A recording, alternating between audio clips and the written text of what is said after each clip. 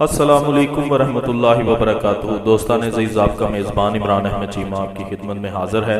دوستان عزیز، سلسلہ ضیاء النبی صلی اللہ علیہ وآلہ وسلم میں ہم اپنے آج کے موضوع کا آغاز کرتے ہیں۔ بسم اللہ الرحمن الرحیم۔ ابن اسحاق فرماتے ہیں کہ اس روز ایمان لانے والوں کی تعداد 6 تھی اور سب بنی خزرج قبیلے کے افراد تھے۔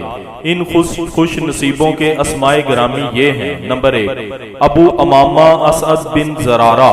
ابو نعیم کہتے ہیں کہ قبیلہ خزرج میں سب سے پہلے ایمان لانے کی سعادت انہیں نصیب ہوئی۔ ان کا تعلق بنی نجار سے تھا۔ نمبر 2، اوف بن حارث، ان کی والدہ کا نام افرا ہے۔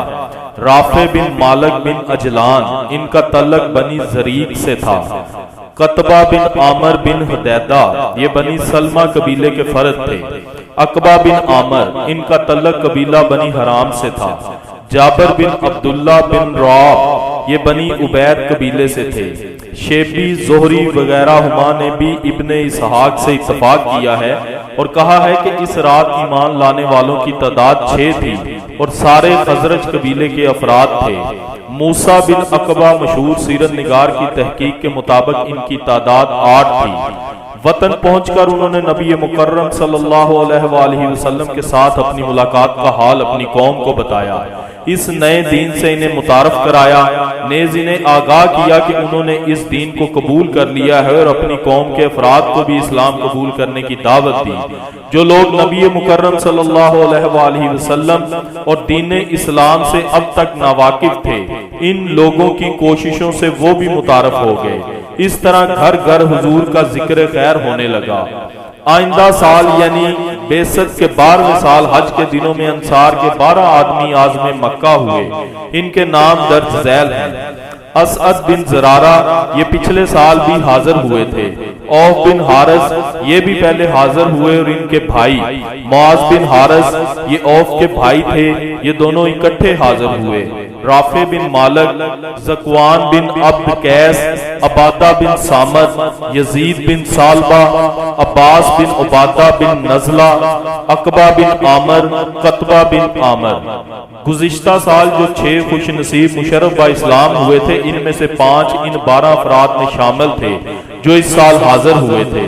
صرف جابر بن عبداللہ حاضر نہ ہو سکے، یہ 10 خزرجی تھے۔ اور بنی اوس سے یہ 2 صاحبان حاضر ہوئے: اویم بن سعدہ، ابو الحسم مالک بن تہیان۔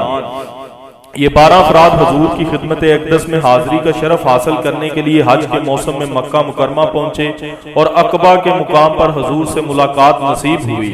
سب نے حضور کے دستے ہدایت بخش پر بیعت کی۔ حضرت عبادہ بن ثابت فرماتے ہیں کہ میں ان لوگوں میں شامل تھا جنہوں نے بیعت عقبہ اولیٰ میں شرکت کی۔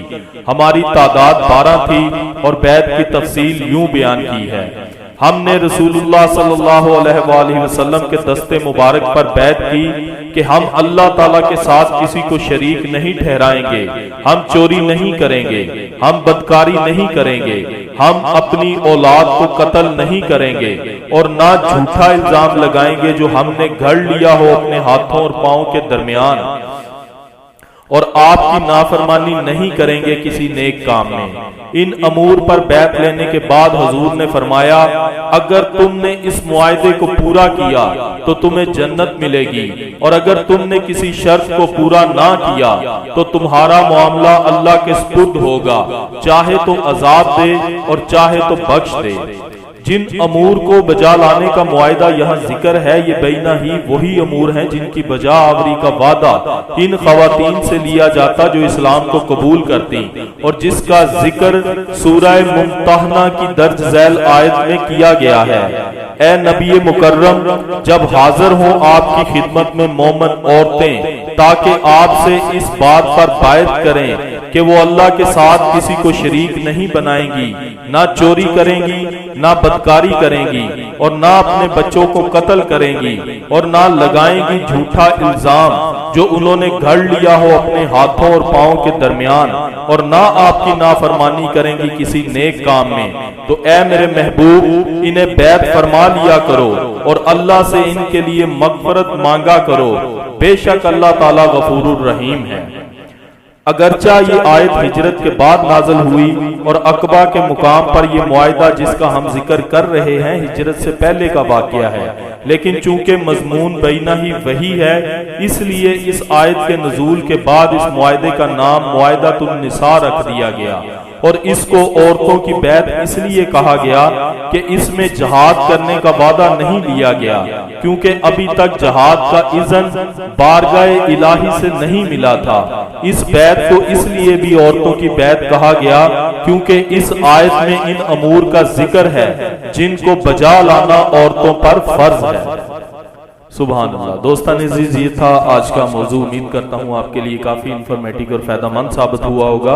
ویڈیو کو اپنے دوستوں کے ساتھ زیادہ سے زیادہ شیئر کیا کریں، ویڈیو کو لائک کیا کریں اور کمنٹ میں اپنی رائے ضرور دیا کریں۔ جو دوست چینل پہ نئے ہیں ان سے گزارش ہے کہ وہ چینل کو سبسکرائب کریں تاکہ ہماری ہر ویڈیو آپ کو سب سے پہلے موصول ہوتی رہے۔ اسی کے ساتھ اپنے میزبان عمران احمد چیمہ کو اجازت دیجیے گا۔ اپنا بہت سارا خیال رکھیے گا، دعاؤں میں یاد رکھیے گا۔ اللہ حافظ و ناصر۔